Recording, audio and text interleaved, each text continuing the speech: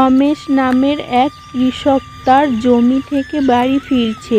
পথে তার প্রতিবেশী হরিদাসের সাথে দেখা হয়।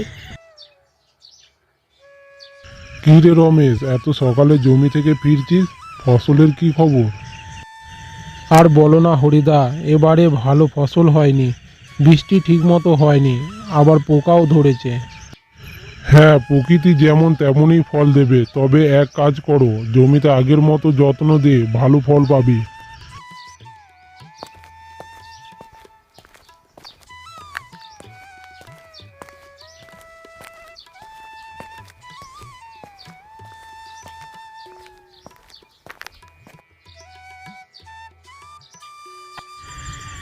আজ এত মন খারাপ কেন? ভাবছিলাম এবারে বাজারে ধান কম দামে বিক্রি করতে হবে, সংসার কেমন চলবে? মন খারাপ করো না, কোনো না কোনো পথ বের হবেই।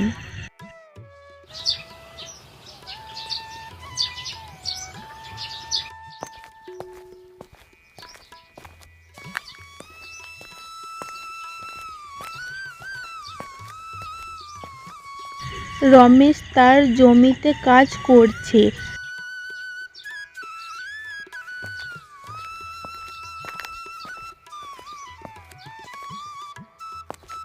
হঠাৎ পাশের জমির মালিক রাজু বাবু এসে দাঁড়ায়।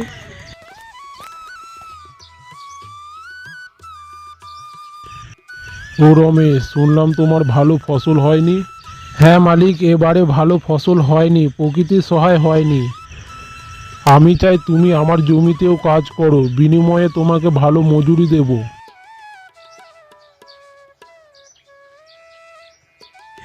রমেশ মন দিয়ে কাজ করে। ধীরে ধীরে তার নিজের জমিতেও আগের চেয়ে ভালো ফলন হয়। বাজারে সে ভালো দামে ধান বিক্রি করতে পারে।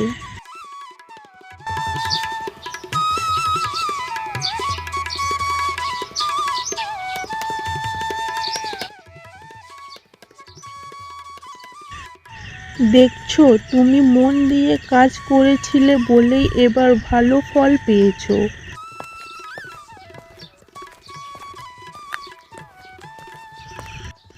বলেছিলাম না রমেশ, কর্ম করলে তার ফল ঠিকই পাওয়া যায়।